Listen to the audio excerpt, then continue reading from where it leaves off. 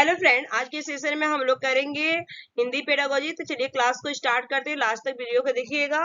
तो question first आप लोग की स्क्रीन पर आ चुका है। कच्चा हंसी ठहाकों के बिना एक नीरस स्थान है। हल्के फुल्के ठहाके अध्यापन में बहुत मददगार है। उपयुक्त कथन से निम्नांकित में से क्या इंगित है? ऑप्शन ए दिया रचनाशील अध्यापक की विशेषता, ऑप्शन बी दिया पढ़ने की विधि, बिल्कुल। ऑप्शन सी दिया कक्षा का वातावरण, बिल्कुल नहीं। ऑप्शन सी दिया बच्चे का स्वभाव का ज्ञान, बिल्कुल नहीं। तो राइट आंसर क्या होगा?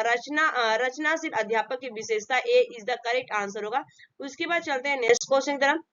किस विधि में मातृभाषा का प्रयोग बिल्कुल भी नहीं किया जाता है? ऑप्शन ए दिया प्रत्यक्ष विधि, ऑप्शन बी दिया गया ग्रहणशील विधि, ऑप्शन सी दिया गतिविधि आधारित अधिगम विधि, ऑप्शन डी अनुवाद विधि। तो देखिए, जो प्रत्यक्ष विधि होता है ना, जो जब इंग्लिश पढ़ाना है तो इंग्लिश में ही किया जाता है, हिंदी पढ़ाना है हिंदी में, उसमें बिल्कुल आपका मातृभाषा का उपयोग नहीं किया जाता। तो right answer is the correct answer होगा। नेक्स्ट क्वेश्चन, भाषा शिक्षक के रूप में हमें व्याकरण का डैश ज्ञान होना चाहिए। ऑप्शन ए दिया गया अव्यक्त अथवा अव्यक्त तथा व्यक्त, ऑप्शन बी सुस्पष्ट, ऑप्शन सी दिया अव्यक्त तथा सुस्पष्ट, दोनों बिल्कुल है, ये तो होगा नहीं। ऑप्शन डी दिया विस्तृत में। तो देखिए, अगर मैं बात करूं तो हमें किसका विस्तृत में ज्ञान होना चाहिए? तो right answer D is the correct answer होगा इस क्वेश्चन। नेक्स्ट क्वेश्चन, भारत में शिक्षा नीति में भाषा को डैश रूप में जाने जाते हैं। ऑप्शन ए दिया शिक्षा नीति में भाषा के, ऑप्शन बी दिया शिक्षा के माध्यम के रूप में मातृभाषा के, ऑप्शन सी दिया प्रथम भाषा, द्वितीय भाषा तथा अंग्रेजी, option D is the right answer होगा तृतीय भाषा सूत्र फॉर्मूला की। ठीक है, तो right answer D is the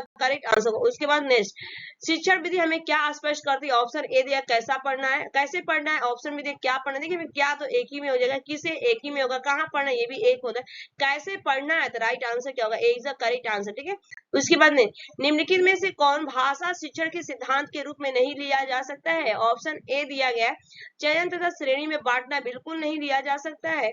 option B विशिष्ट रूप से पठन से कौशल पर बल देना, बिल्कुल सही है। ऑप्शन सी एकीकृत तरीके से शिक्षण करवाना, बिल्कुल से अधिक आवश्यक, ये भी सही है। लेकिन राइट आंसर क्या होगा आपका? ए इज द करेक्ट आंसर, जो कि चयन तथा श्रेणी में बांटना नहीं। ठीक है, उसके बाद चलते हैं नेक्स्ट, यदि शिक्षक नया पाठ पढ़ाने से पहले विद्यार्थियों को मनोरंजन से जुड़ी गतिविधियों में संलग्न करते हैं तो क्या उद्देश्य हो सकता है? ऑप्शन ए दिया गया विद्यार्थियों का ध्यान घटाना, बिल्कुल नहीं। ऑप्शन बी दिया गया पाठ आरंभ करने से पूर्व विद्यार्थियों को अनुशासन में करना, बिल्कुल नहीं।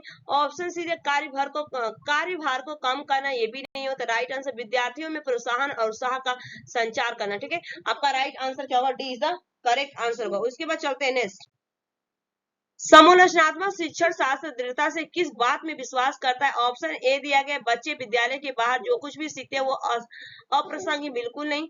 ऑप्शन बी दिया गया कि शिक्षार्थी के अनुभव तथा दृष्टिकोण महत्व, बिल्कुल सही है। ऑप्शन सी शिक्षक को सदैव कक्षा निर्देश में आगे रहना चाहिए, बिल्कुल नहीं। ऑप्शन डी शिक्षार्थी को स्वतंत्र तर्क करने की आवश्यकता नहीं। राइट आंसर क्या होगा इस क्वेश्चन का? B is the correct answer होगा कि शिक्षार्थियों के अनुभव तथा दृष्टिकोण की महत्वपूर्ण हो। निम्नलिखित में से कौन सी भाषा शिक्षा की अवधारणा नहीं है? ऑप्शन ए दिया निमंजन, ऑप्शन बी दिया गया बोधगम्य निर्वेश, ऑप्शन सी दिया घटना आधारित संवेद, ऑप्शन डी दिया सहारा देता। राइट आंसर क्या होगा? घटना आधारित संभाव्यता। ठीक है, तो सी इज द करेक्ट आंसर होगा इस क्वेश्चन का। नेक्स्ट क्वेश्चन तरफ बढ़ते हैं, वर्तनी सीखने के लिए निम्नलिखित में से कौन सी विधि नहीं? ऑप्शन ए दिया ड्रिल विधि, ऑप्शन बी दिया गया प्रतिलेखन विधि, ऑप्शन सी दिया गया आपका श्रुति लेख विधि, option D is the right answer प्रत्यक्ष विधि। ठीक है, D is the correct answer हो जाएगा इस क्वेश्चन का। Thanks for watching this video, bye bye, take care, have a nice day.